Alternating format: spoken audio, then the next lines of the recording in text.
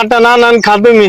चालेल. हा. आता तुम्ही मला मटणाला पैसे दिले म्हणलं मी पण तुम्हाला काय देऊ का? काय मिरच्या आयो ठेचा करून खा. आता त्याचा करून ती मला नाही टेन्शन तिथून पुढे आता. येऊ का? हा या पण ऐका ना हा कधीतरी भेटत जा ना मग मला बरं वाटत जाईल. हा येत जा ना. हा जाऊ का मग मी?